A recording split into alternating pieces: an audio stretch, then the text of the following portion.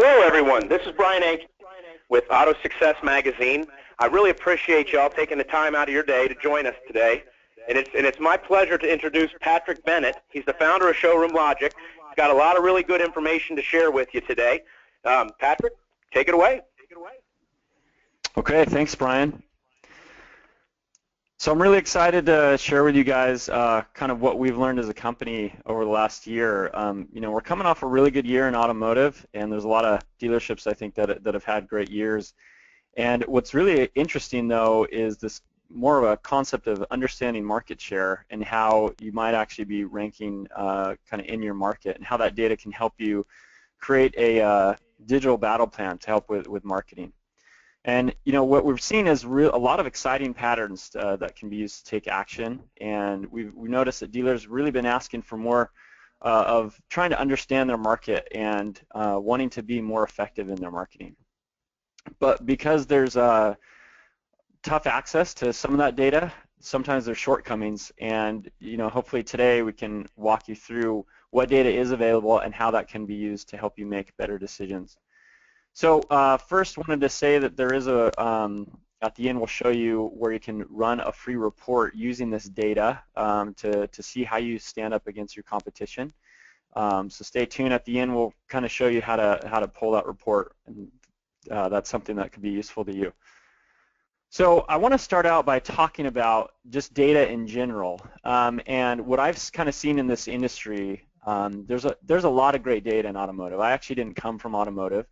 But when I came in, that's one of the first things I noticed is how much data there is. And me being a data junkie, I love understanding data, but really only data that's going to be actionable. So I don't really waste my time trying to understand or find trends and things that we can't really act on.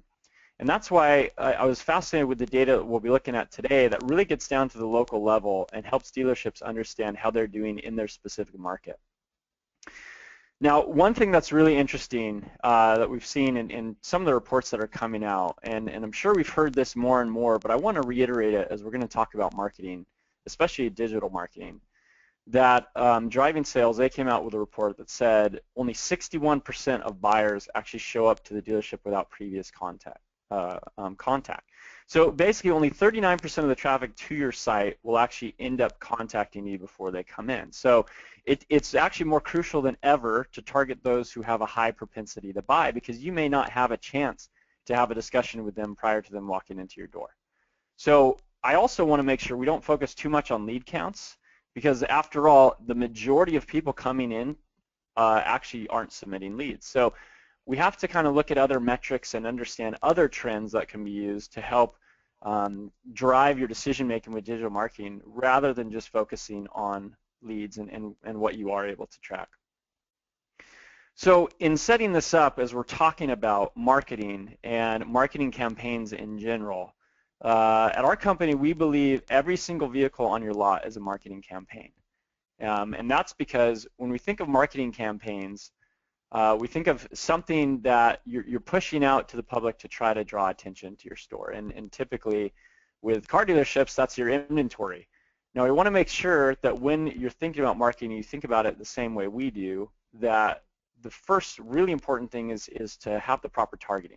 So for each vehicle, you need to ensure you have proper targeting, which basically allows you to fish where the fish are. The next step is having an ad that's compelling to actually get the customers to click.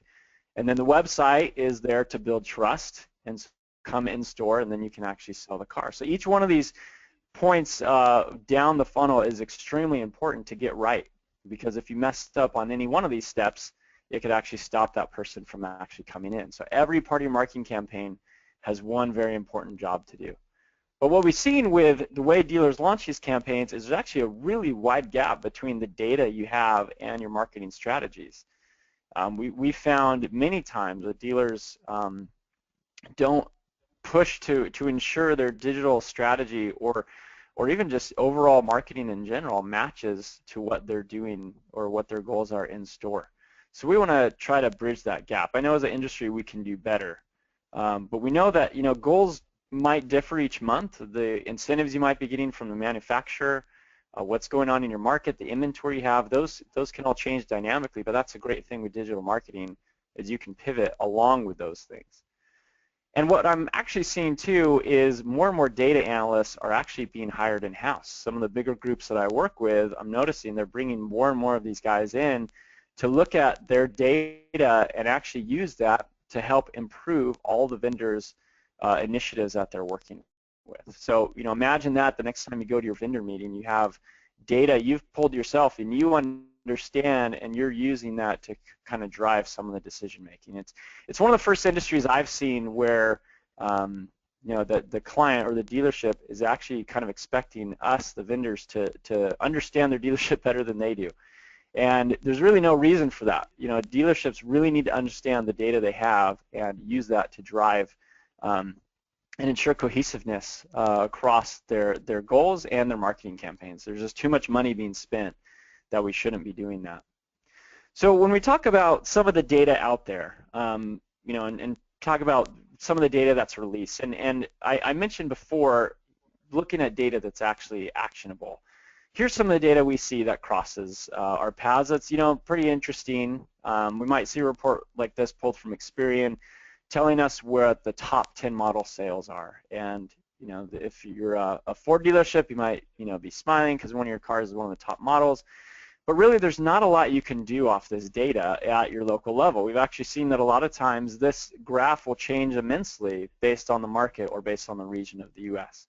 And so even though national data, again, can be interesting to kind of see trends, and especially OEMs find this data really interesting, it's not really something we can act on. Now, one thing is, as we get a little deeper, so we're actually looking now at a similar report from Experian, but looking more by body style or segment, and actually separating it into region. This is where we start to see discrepancies. Where in the South, the top selling car is a small economy car, where in the Northeast it's actually a CUV. So we start to see that as we drill down and get deeper with our microscope, we actually start to see the data vary. And so we want to see how we can drill in down to a specific market, down to your market, so that you can take action on that.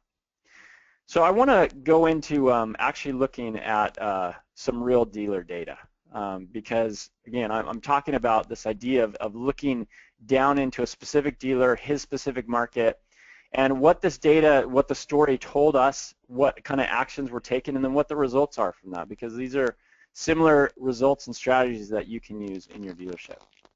So one of the first things we did is we wanted to analyze the relationship between VDP views and sales, because one thing we find is vehicles require a different amount of unique visitors to the site prior to a sale occurring, and that obviously makes sense because people need to view your inventory in order to buy it. What's interesting though is we see in the UPV column is unique page views, or unique people looking at those models. And then we basically took a ratio of how many sales happened to how many unique page views happened or were needed for a sale. And we start to see something that probably all would realize. Corvettes that are much higher priced require the most eyeballs before a sale happens. And probably because they're more of a joyride vehicle, a lot of people like looking at them, fantasizing over them. Where something like a Malibu or a Cruise, you'll notice, requires very little traffic to the website in order to produce a sale. We can actually see that in a different way here. But we start to realize is every vehicle is not created the same. And dealerships, like a Chevy dealership in this case, who takes a fixed marketing budget and spreads it evenly across their vehicles, is really missing out and really not pushing that money towards what the data is actually saying. So if we know, for example, that Cruise and Malibu require less traffic for a sale, we know that we probably don't need to put as much money toward those.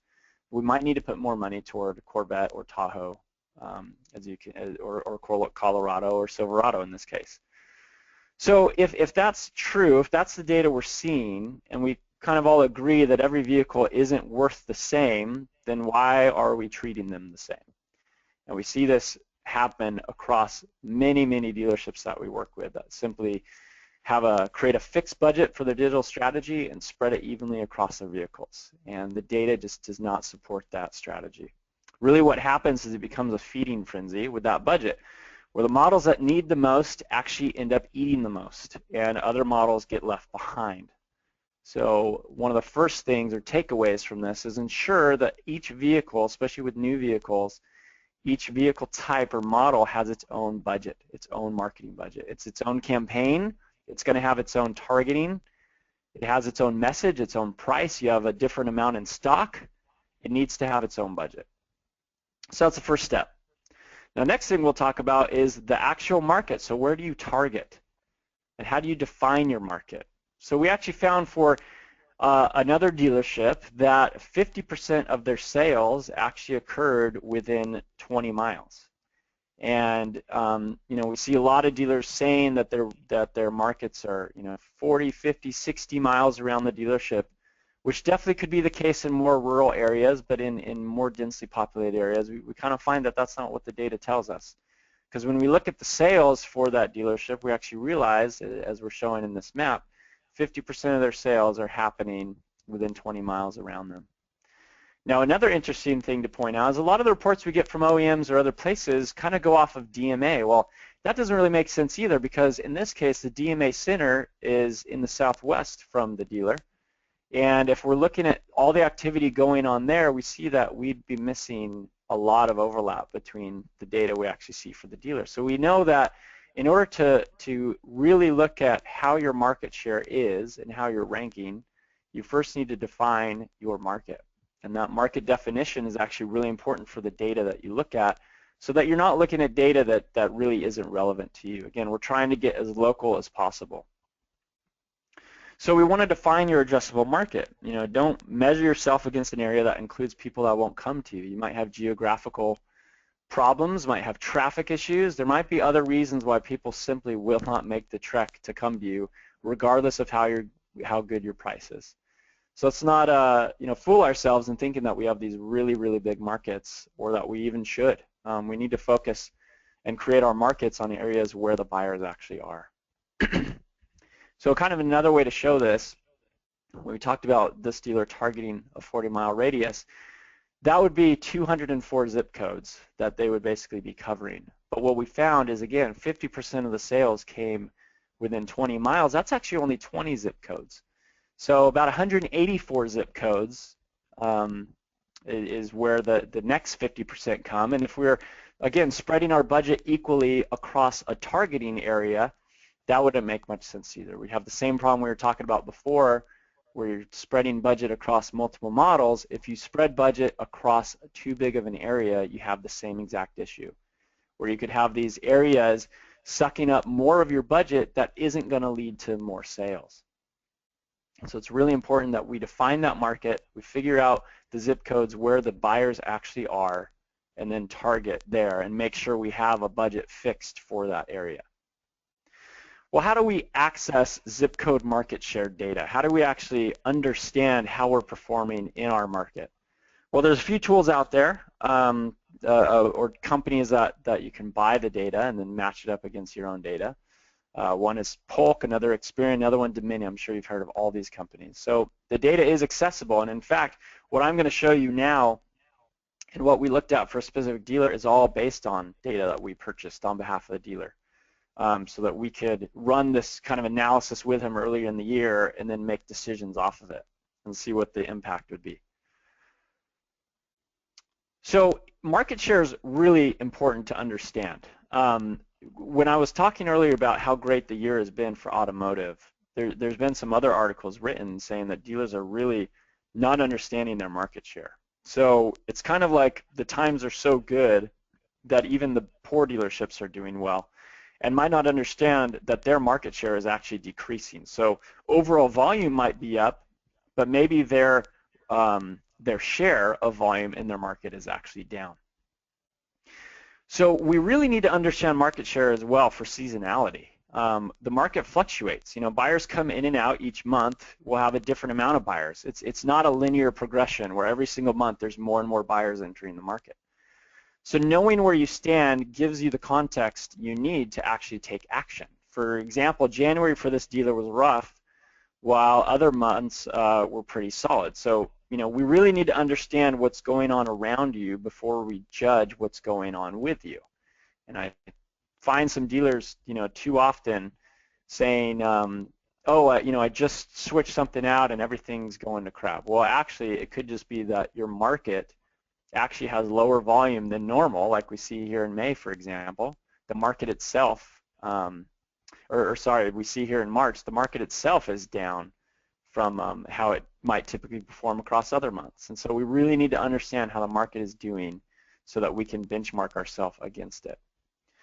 And that's why we can't, you know, be too quick to line up the usual suspects and start judging, and simply, it could simply be a factor of your market. So, you know, we hear this all the time, oh, I changed a vendor, that's why my sales are down, or my radio budget was cut in half, or I didn't do that direct mail piece I normally do, or, you know, my leads are crappy quality, or my salespeople just can't perform. Well, some of these things might be a factor, but what if the reason your sales are down are simply because the market sales are down?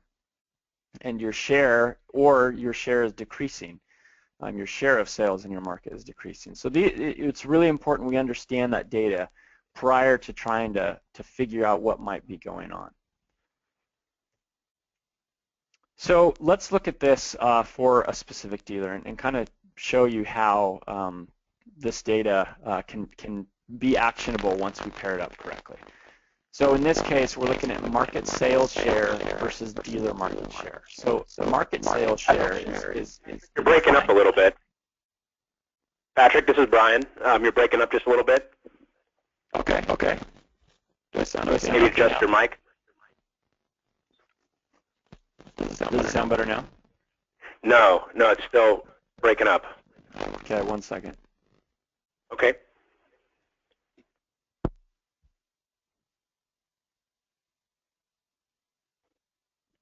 Just a moment, everybody. While Patrick adjusts his microphone for better sound, I'd like to remind you all, please join the group Auto Success Webinars on Facebook if you haven't already. It's one of the places where you'll be able to see all of our future webinars. We post past webinars. You have the opportunity to communicate with other attendees, speakers, myself. If there's a topic you would like to see covered at some point, you know, please feel free to you know, message me through that group, or you're welcome to email me. My email is Brian with an I at autosuccessonline.com. Patrick, did you get it figured out? Yeah, how does it sound now? Sounds perfect. Sounds perfect. All right. Let's switch to my Take it away. So, all right, thanks. So when we're looking at this, we're looking at market sales share versus dealer market share. And what we're saying by market sales share is actually share of sales within the market we've defined. What that means is in the red here, for all the Chevys that were sold, 20% of Chevys were Silverado, 14% Cruise, 10% Malibu, for example. So what we wanted to see is, does the dealer's share of these different models line up with the ones selling the best in the market? And we actually see right away that it doesn't line up exactly right. So his share of Malibu sales, for example, is 16% of the market, but Malibu isn't the best-selling Chevy in the market. The best-selling Chevy is Silverado, but we see his market share is only 8.9%. So obviously for this dealer, we want to ensure that for each model, again, we treat each model as a different marketing campaign. We want to ensure that he has the proper share of sales across the models that are selling the best. Another way to slice this data was we then looked and said, okay, Silverados are going to be important. Let's make that a focus. We now want to understand, if we look at his market and kind of do it by drawing different 10-mile radiuses around his dealership, what is his market share in each one of those different groups or cohorts of zip codes? And we see that in 0 to 10, again, the dealer has a 30% market share of sales in his backyard, which could seem fantastic, right? Well, actually, only 8.2% of all Silverado sales are happening in his backyard. So he has a really big portion of a smaller pie. We want to help him, you know, increase his portion of some of the bigger pies. When we see, for example, 10 to 30 miles is actually where the majority of Silverado sales are happening. So that's where the dealer should be focusing his efforts to try to increase his volume around Silverados. That's where the biggest opportunities lie. So this is where we start to, again, pair market share data by model down to the zip code level and use that for our decision making. We can already start to see where the biggest areas of opportunity are. Another thing to look at, another way to increase market share, is obviously around conquesting. And there's many conquesting opportunities for dealers where we understand that in their market it could actually vary. We see this happen all the time. I shared the national data earlier of some of the top models and segments. Well, just because nationally the Ram might be or F-Series might be the #1 conquest opportunity for Silverado, it might not be that way in your market. We actually see that with many dealers, that the cars they should be conquesting in their market are very different than nationally what is said to be conquested against. And so again, this data at the local level for the dealership becomes crucial. We understand that for this dealer, Ram is something he should look at, as well as F-Series as well. So really what we're seeing when we don't take this approach, and what this dealer was doing before, is a lot of his marketing dollars were off the mark. So sure, we had some marketing ROI. You take a shotgun to a target, you're going to get some close to the center. But there's a lot of wasted spend around the target, and that's really what we want to try to help with these tools. And we're finding works really well is that more of a sniper rifle approach to bring higher ROI and more targeted ROI specific to the dealer's goals and business. So I guess the question becomes, well, did it work? Is it working for Silverado for this dealership? Well, after 3 months, we noticed a 37% increase in impression share. For those who don't know what impression share is, it's basically your Google telling you the percentage of impressions you're getting based on everything that's out there. So it's basically saying how well are you addressing the market that is addressable within digital marketing. So we were able to increase that by 37%, meaning we were able to reach 37% more people that he wasn't reaching before, and that was a factor of his budget being too limited in the wrong area. What we also saw is an 88% increase in click-through rate. So on the ads that we pushed through digital marketing, more people were clicking them because we were targeting areas where buyers were. We also saw a 267 increase in lead, again, because we're targeting the areas where the buyers are. These are more low funnel and have a higher propensity to buy. We also saw an increase in conversion rate because the quality obviously is higher, and we saw a 62% decrease in cost per lead. So as you see, what I'm showing, I'm getting down as far as you could possibly get. One specific model at one specific dealership in one specific market.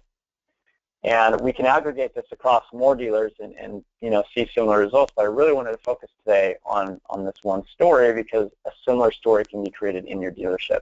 It's finding out which models need the focus, understanding where to target, ensuring you have a budget that doesn't get spread out too much, and then having the right message. And if we do those things, then that's where these results can come. So what I'm really proposing is that each vehicle on your lot, each marketing campaign requires a digital battle plan. And this is obviously just kind of a mock-up, but what this should look like is, his F-Series may want to focus on the east side of Atlanta, where the Mustang, maybe it's on the west side, and the Explorer is on the north side. This is what we see, that each model actually has a different market it should be targeting in order to have the biggest amount of sales and to really reach into the markets where people are buying and helping the dealer increase their market share. So each vehicle is a marketing campaign. Each marketing campaign needs to target properly. Each marketing campaign needs an isolated budget. If we can walk away with those things today, you can start honing in on better results. So there's another thing I wanted to show before I jump into some live data. Is there's some personalities we can trust out there. One of them is this guy who says, I don't market every car, but when I do, I'll focus on zip code market share. We know that we can trust him, and hopefully you can trust me that as you do this approach, it does actually bring better results. So I really want to focus now on looking at some live data. So I'm going to go ahead and jump out of my PowerPoint. I'm going to jump into a tool that we use that takes data that we, the sales and registration data that I was talking about before, which is available what we've actually done is we purchased it on behalf of every basically dealer in the nation, so that we could help them understand their markets better and also see how they rank up against the competition. And so all those reports I showed you earlier were done using Excel and all things you could do. But we also wanted to create a tool that we use internally and have allowed the dealers to start using as well that help hone in on the biggest opportunities and where the focus should be. So where I wanted to start was what we call our model scorecard. So for this dealership in San Antonio, Ford dealership, we start by looking at the different new models that they have and seeing really quick kind of a variance in their market share for each individual model. So what we did is we created a market of 0 to 60 miles around the dealership. And you can see it kind of interacts with the map on the right so you can see the context. We then took their market share, which is their amount of sales in the time period compared to the market, and then created kind of what we call a rank, and that's what the big number is here on the left. So what the rank tells us is what their rank is for vehicle sales in each zip code group, 0 to 10 miles, 10 to 20, 20 to 30, and so forth. When we start to see, for example, some areas where the dealer may want to focus at first glance. So this is a little elementary type of example, but what we like to do is have an exploration with the dealer to walk through this report and understand, based on this data, which model should we focus on over the next few months to help you increase your market share. So the one I'll focus on today is Explorer, and I'm going to take that because I think we're all tired of hearing about F-150. So I'm going to use Explorer, but also look at when I see that he's ranked #1 really well in his backyard, we notice that his share starts to slip as we go out a little further, and even more as we go out further. So this is, I think, a good candidate to try to dive into and understand a little better. So when we go into Explorer, one of the first things we see is what we call a scorecard. And what this does is actually takes each of those markets again, gives us similar data, but then starts to give us an idea of who some of the other players are. The reason why that's important is you need to understand who the players are, because if you're going to create a message, a marketing message to target people in this market, you need to understand what the top players are doing. So in this case, in the 10 to 20 mile range, he needs to understand what Northside and Mac Hague Southway Ford are doing with their pricing around Explorer or their offers, because if he's going to try to be more aggressive in this market, he has to understand that the other customers are going to see offers and things from these dealers as well. So having the context of who the other players are is very crucial. And we notice that it changes. Focusing here gives us different dealers to worry about than focusing here. And so we need to understand our market rank in the different areas that we want to focus. So once we kind of have an understanding of that, the other thing we want to look at is the actual zip codes of where sales are happening. So with digital marketing, we can get down to the zip code level. That's as deep as we can go with a lot of the targeting methods today. And so what we want to do is try to understand at the zip code level where the majority of sales are happening, but not just worried about volume, but also obviously zip code market share. And when I can actually filter or sort by this, so I can actually see the zip codes where I have the largest market share, but those might not be the areas where the biggest opportunity is. So for example, I can see that I have 100% market share in this zip code, but there were only 2 sales. That means out of 2 sales, I sold 2 of them. And 100% sounds great in that zip code, but that zip code actually is only 1.6% of all sales happening in the market. So I'd like to understand better of what zip codes in this group, in the 0 to 10 mile range, are actually selling the most Explorers. And we can see here that these are the zip codes. 78209, for example, there were 9 sales over this period, and I sold 3 of them. 78207, there were 9 as well, but I only sold 1 of them. Now, this is a zip code, as we can see on the map, is not very far away from the dealership. In fact, it's actually kind of in between 3 different dealerships. So why is my market share much lower there than compared to other zip codes around me? So that would be a good candidate of a zip code that we want to focus on, that we want to target in its own campaign and give it a fixed budget to ensure we're maximizing opportunities of where buyers have historically been and ensure that we're doing a better job of getting our messaging across. Same with 78250. Not very far from me, a little closer to another dealership, but there's no reason why I should have 0 sales out of 8 during this time period. So this allows us to create our actual zip code level plan for each individual model so that we can then tie that data in the different digital marketing we may be doing, or better yet, feed it to the different vendors you guys are using for marketing or your website or other things, and help them understand the data so that they can get creative and use the data to be more effective. Now, as I mentioned before, conquest is also really important. And one thing we see that's interesting with the Explorer is the vehicle you'd want to conquest, the top-selling vehicle in the 0 to 10 range is different than the 20 to 30 mile. So, for example, we see that Outlander Sport in 0 to 10 is the top-selling SUV, lower mid SUV. And so that may be the vehicle we want to target here. But if we want to target the 20 to 30 mile range, we actually see that Outlander Sport is actually ranked 5th. So this shows, again, that markets really vary, and the strategy we have has to be backed by data. If we were going after Outlander Sport, we're going after only 10% of the sales, where, for example, Outlander Sport in 0 to 10 was almost 25% of the sales and almost 30% of the sales. So really, in this area, we want to focus on 4Runner and Pathfinder. Those are the ones that are closest and people are buying in that market. So the data close to home is really the most effective and most actionable. And this is, again, shows another way we could try to reach more Explorer buyers by finding other people who are already in market to purchase these other types of SUVs. The other thing important to look at is, as I mentioned, the competitors, is that we have different competitors per model. So, for example, McCombs Ford West could be a big competitor for Explorer sales. Actually, that's a sister source. That's a bad example. But Jordan Ford Think, for example, they might be a big competitor for Explorers, but they might not be a big competitor for F-150s or for Escapes or some of the other Ford models. And so, again, we have to treat each car as its own digital marketing campaign. We need to understand where should we target, which we can do by looking at zip code market share. We need to understand who the competitors are by looking at their competitor sales data.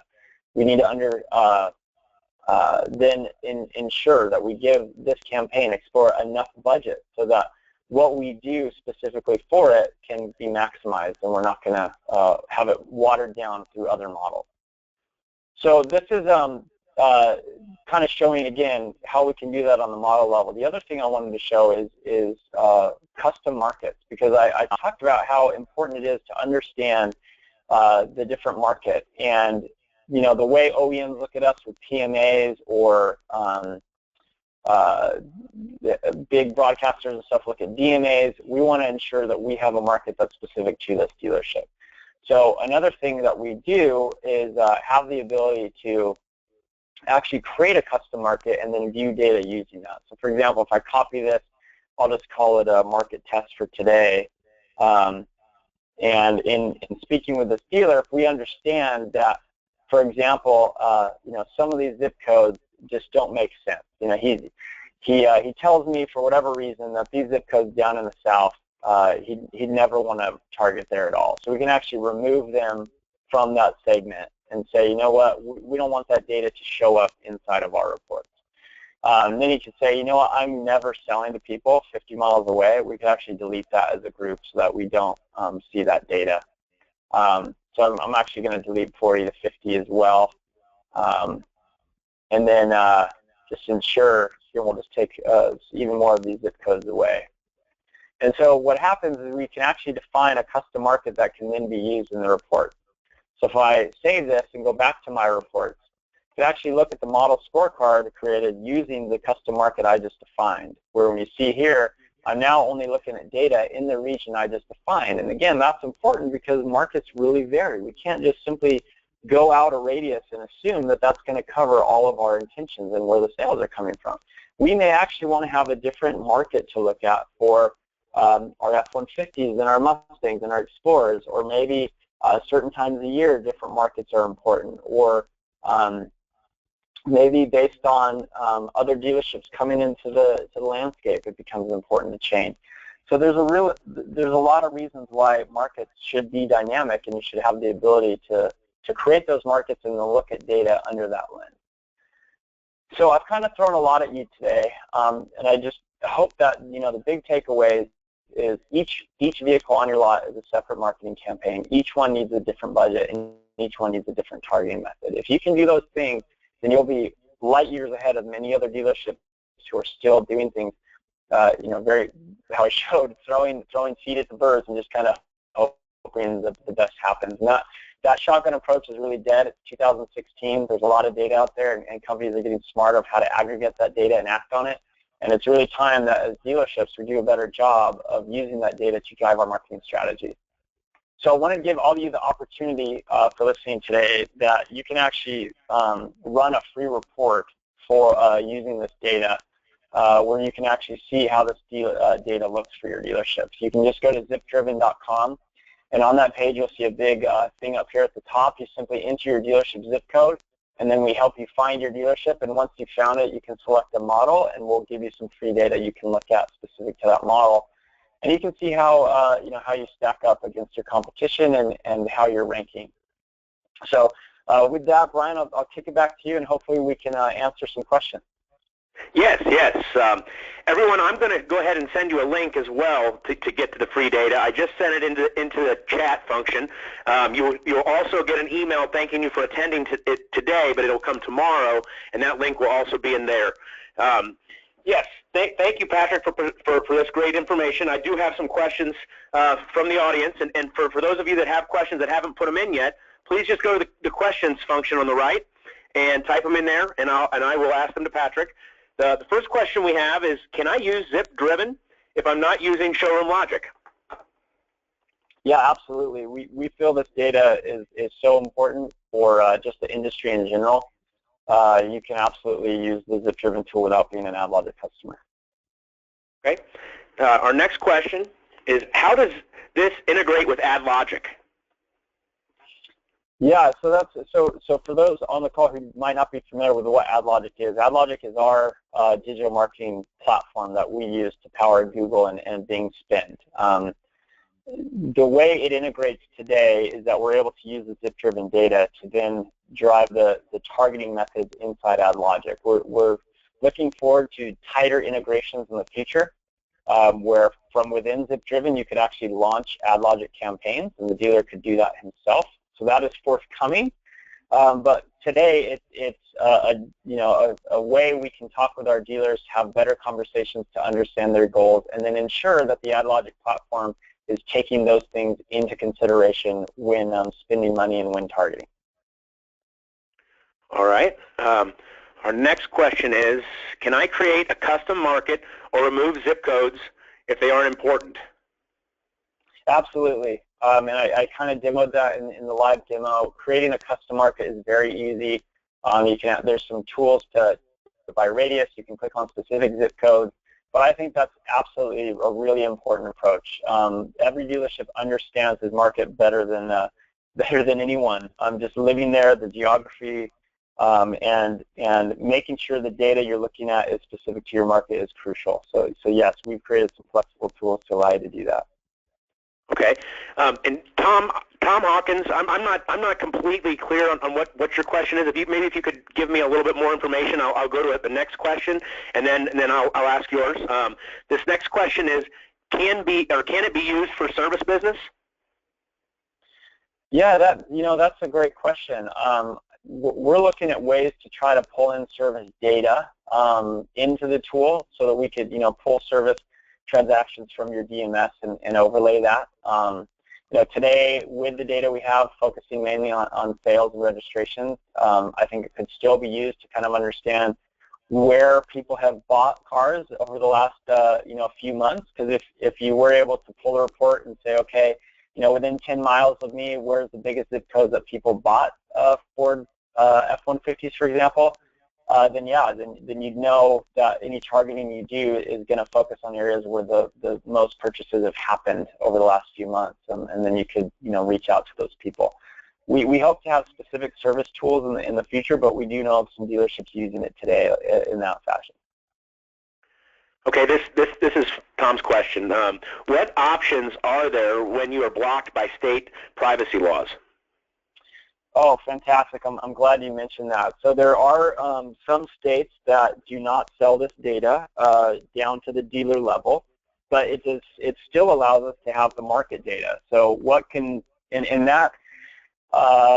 so what can be done there is you might not have your exact understanding of rank, but you could still know where the biggest opportunities lie. Now, in a future release of Zip Driven, we are going to pull DMS data and overlay it to your market. So by doing that, you will have market share, understanding your sales compared to how the market is performing. But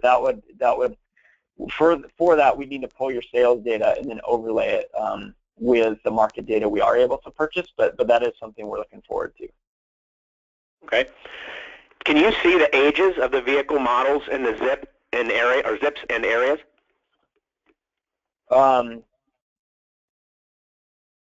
So the data we have is off of year.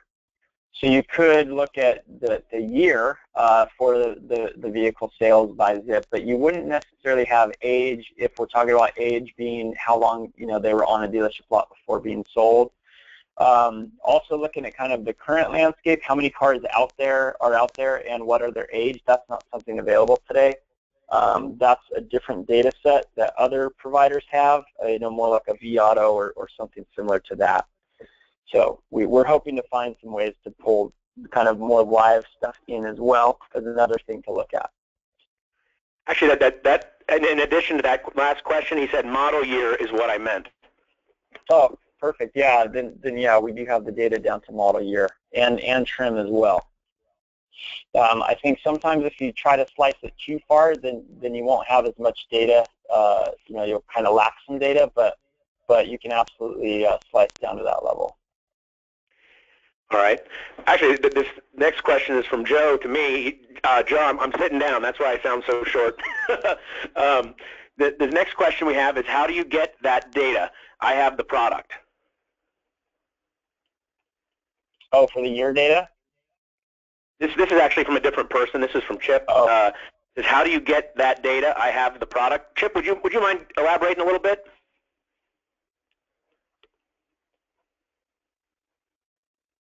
Here, I'm going to ask another question. I've got another one. Chip, just elaborate a little bit on that question. Give me a little more information, and I'll come back to your question as soon as I see the additional info. Actually, this is a short question. It just says, tell us about downloadable reports. Do you have downloadable reports? Yeah, absolutely. Any report you see inside of Zip Driven can be downloaded into Excel. There's a little export button, and you click export to CSV, and that data is then available. Okay. Actually, and this goes back to Chip's question. He had said, how do you get that data? I have the product. Year and trim, I don't see where you can pull that in the report. Okay. Yeah, does that make sense? Yeah, no, that does make sense. I'll have to follow back up with my team. It may be that it's coming in a very soon release. I remember seeing it a few weeks ago, so if it's not available today, it'll be available very soon. So I'll follow up on that one. Okay.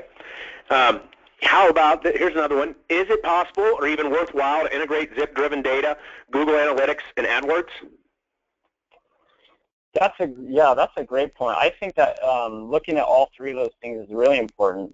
Zip-driven tells us historically what's been going on so that we can target and create forecasts, and then analytics allows us to understand how well where we're targeting is performing, and then AdWords gives us all the cost data associated with our current campaign.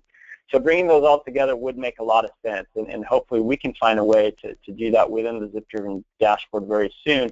But there's no reason why that can't be done now. AdWords and analytics have zip code reports, so you can already pull data on the zip code level and then kind of pair it with data you can export outside of Zip-driven. So some of that can be done with Excel today, but hopefully we can find a way to integrate it into one. Okay. Well, looks like that's all the questions that we have. Pat, I'd like to thank you for taking the time to share this great information with everybody here. Everybody on the line, I'd like to thank you for taking the time out of your day to join us. Please, if you haven't already, join Auto Success webinars. It's a great place to find great webinars like this one. We do plan to have Pat back again. If you would like to see a particular topic, please reach out to myself via Facebook, via email, however, and I'll find somebody that can present on that topic. Pat, is there anything you'd like to share with our audience before we go? No, I'd just like to echo it. Thank you very much, and hopefully, as an industry, this can be the year of data that we start being more, more aligning our data with our marketing efforts. I think it'd be great for the industry as a whole if we could start doing that more. So, thank you. All right. Well, thanks everybody. I hope you all join us again, and I hope that you learned something today that you can take into your own dealership and generate some additional revenue. Thank you, everybody. Goodbye.